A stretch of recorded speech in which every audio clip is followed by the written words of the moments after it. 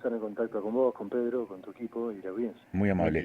Gracias por estos minutos, ministro. No, por favor. Con UPCR y gobierno acordaron, en los mismos términos que con el resto de los sindicatos estatales, ministro. Sí, la pauta, digamos, acordada o el acuerdo paritario suscrito ayer con el PCN es muy similar, idéntico al de ATE, digamos, que en definitiva porque ellos comparten, digamos, convenios y comparten también los sectores de la administración pública donde tienen sindicalizada su gente. Entonces, es decir que la propuesta de ambos gremios tiene idénticos contenidos y parte de esos contenidos también se replican en las organizaciones sindicales y ATEN puntualmente. Ujú. O sea, en lo que tiene que ver con criterio de actualización, que es la aplicación de IPC, ¿sí? Trimestral, tanto en el salario como en las asignaciones familiares, en el caso de las asignaciones semestralmente. Después la liquidación de un bono, ¿sí? Un bono que es una suma extraordinaria no remunerativa no bonificable, que se paga en dos cuotas de 260.000 pesos cada una en la segunda quincena de diciembre del 2024 y en la segunda quincena del mes de febrero del 2025 respectivamente. Y ese criterio, digamos, o esa pauta es genérica respecto de los 4 gremios, con la particularidad después que en el sector docente el bono, digamos, comprende también, el bono tiene una diferenciación respecto de los docentes que tienen una carga horaria que va entre las 35 y 40 horas, donde el bono es de 520.000 pesos, ¿sí? El resto es por cargo o por llenar las horas cátedras que contraprestan. Eso es un criterio genérico para todas las organizaciones sindicales. En el caso de ATE y UPCN tiene una particularidad que además se paga una suma en compensación por la ropa, que también se liquida, digamos, en 2 tramos cada año, y también ese monto se actualiza por IPC. Y respecto a estos 2 gremios, también hemos acordado que los trabajadores percibirán un salario de bolsillo de 800.000 pesos, porque hay un nicho de trabajadores que está por debajo de eso, de ese monto, una vez que por sus tareas normales y habituales, que descontados los aportes y las contribuciones de ley, están por debajo, entonces se les va a liquidar un complemento hasta alcanzar ese monto, y ese complemento también es de carácter remunerativo, no bonificable, para de alguna manera poner, digamos, a ese grupo de trabajadores lo más cercano posible, digamos, a la canasta básica alimentaria y también cubrir otras necesidades en un contexto desde el punto de vista social complejo, ¿no? Claro. Jorge, con qué regularidad tienen las reuniones de gabinete acá en la provincia? Y generalmente una vez por semana o a lo sumo cada 10 días. Está bien. Previo a estas reuniones paritarias, imagino que tuvieron la reunión de gabinete y allí se trazaron también los lineamientos económicos. Es decir, ¿esto está dentro de lo previsto por la estructura de gobierno provincial o le van a golpear la puerta al despacho del ministro de Economía para decir, che, hay que incrementar lo que teníamos programado asignarle a la masa salarial de Neuquén? No, mira, Agustín, a partir del día 10 de diciembre, todas y cada una de las decisiones que tienen un impacto, digamos, financiero, están, digamos, sí, coordinadas, controladas, supervisadas por las áreas respectivas y, en definitiva, autorizadas por economía, ¿sí? Hay un control irrestricto, digamos, en este proceso de ordenamiento de todas las áreas para tratar de no solamente ordenar el recurso humano, sino también ordenar el recurso financiero. La pauta salarial 2025, ¿sí? Al igual que la pauta salarial en alguna medida 2024, sí fue un trabajo conjunto, articulado, supervisado y en definitiva cada uno de los actores que nos sentamos a discutir en la mesa paritaria, no solamente que la mesa es plural, la integran actores muy significativos, representantes, digamos, del área de economía, sino que también lo hacen los responsables de las áreas que tienen, digamos, respecto de su personal, concretamente el área de educación, el área de salud, O sea, pero todo está coordinado y articulado, supervisado y controlado por economía. Le pregunto esto porque establecer un mecanismo de actualización por índice de precios al consumidor, en todo lo que es la masa salarial, eh, digamos, está bien visto porque acompaña, digamos, la evolución digamos, de la economía, pero a veces los recursos financieros no necesariamente van de la mano con el índice de precios al consumidor. De hecho, por ejemplo, la economía va a un ritmo hoy que se mide por IPC, pero las finanzas provinciales van a otro ritmo, que es el crecimiento de la actividad hidrocarburífera y el aumento de los ingresos por regalías hidrocarburíferas. Es decir, los ingresos de la provincia van por encima del IPC. Es decir, hoy el escenario puede ser venturoso para mantener este esquema. ¿Qué puede pasar mañana si esas condiciones cambian y el IPC ya está instalado eh, como una metodología, casi te diría inmutable, no de actualización salarial? Lo que sucedería en un contexto como el que vos describís es que, en definitiva, por ejemplo, en los convenios, ¿sí? En los convenios o en los acuerdos paritarios, ¿sí? Que hemos cerrado, por ejemplo, en el caso concreto, hay pedidos formulados algunos por nosotros y otros formulados por las entidades gremiales, donde en un contexto, digamos, de desorden macroeconómico o de desorden económico de la finanza de la provincia, en ese contexto, bueno, eso nos obligaría a sentarnos nuevamente, a reabrir la paritaria y a discutir lo que tengamos que discutir. ¿Me explico? Porque eso es lo que nos ocurre recurrentemente a los argentinos, en función de que sabemos que tenemos una economía que es muy cíclica y que las variables macroeconómicas a veces nos complican la vida a todos.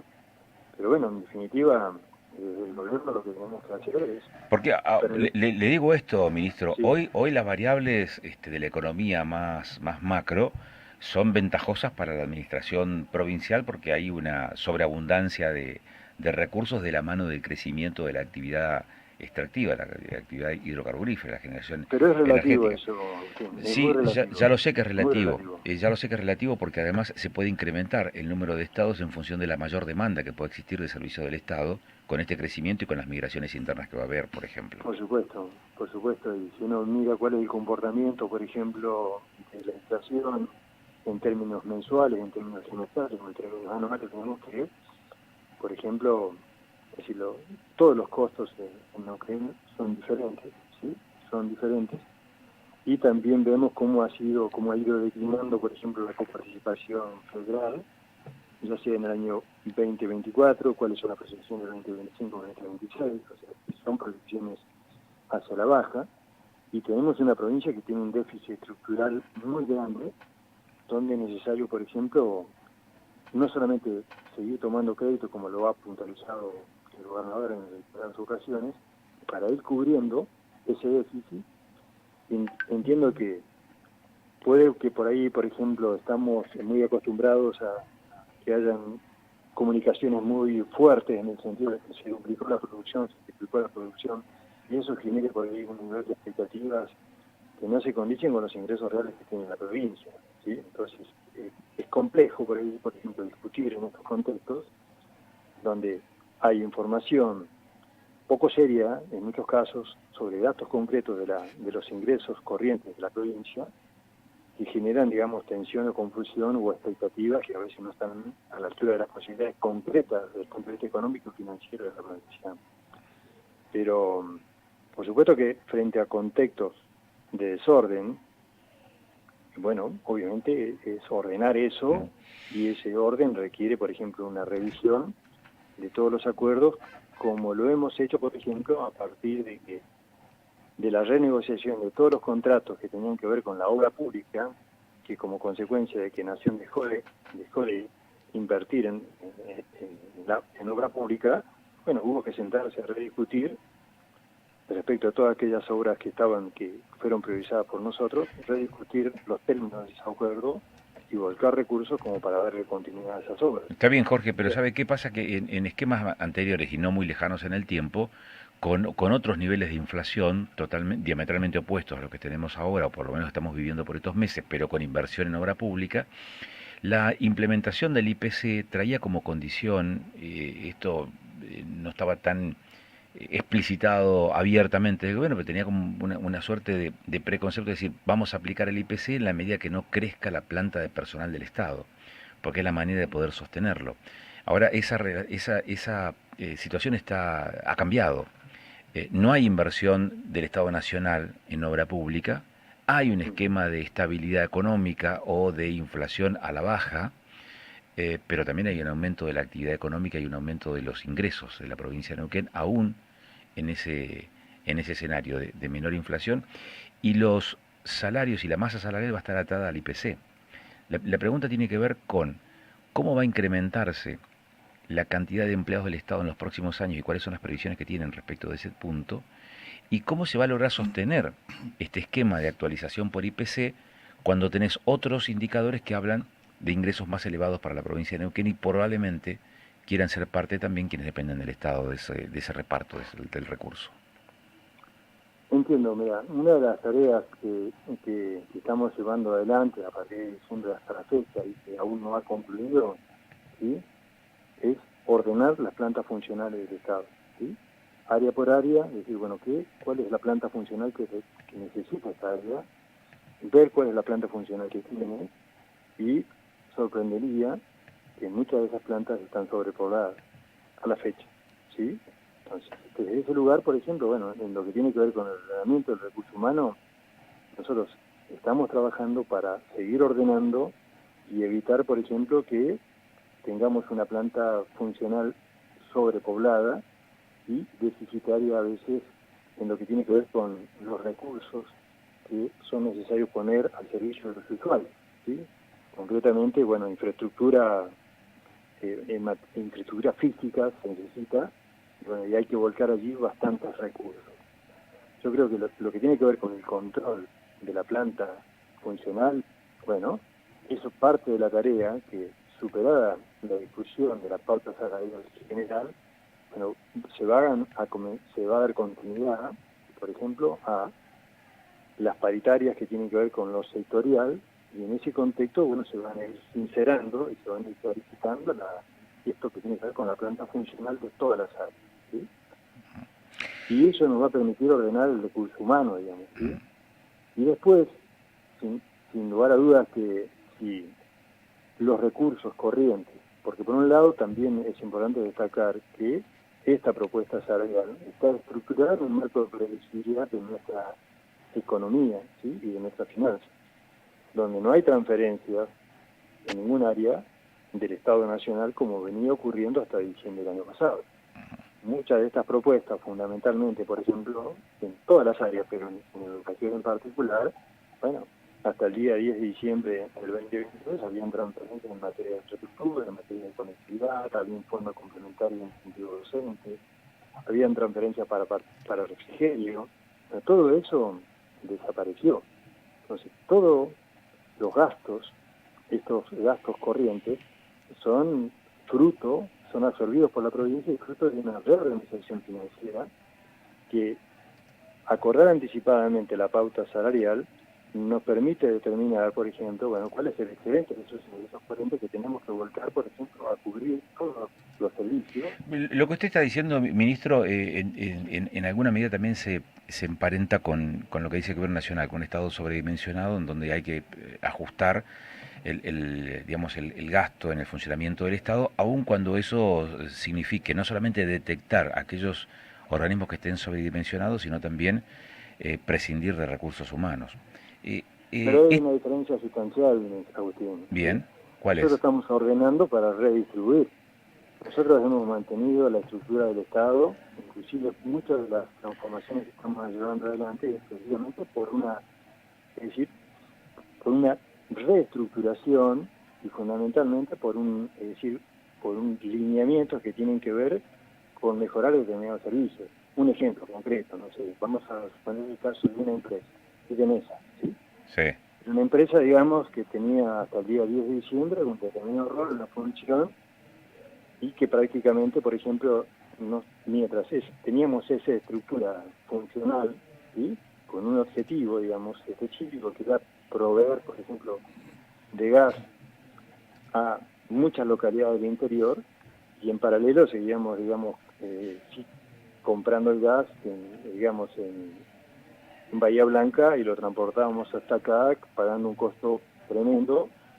En cambio, por ejemplo, ahora hemos rediseñado el objetivo de Gamesa, y Gamesa va a ser la empresa que le va a permitir, por ejemplo, llevar el suministro de gas a muchas localidades del interior de la provincia a un costo totalmente diferente. O sea, hay un rediseño, digamos. Está bien, ese es un caso. ¿Y cuáles son las áreas que es necesario fortalecer? Porque me imagino que ya tienen el diseño de cuáles son aquellos sectores del Estado que están sobredimensionados, que están agrandados.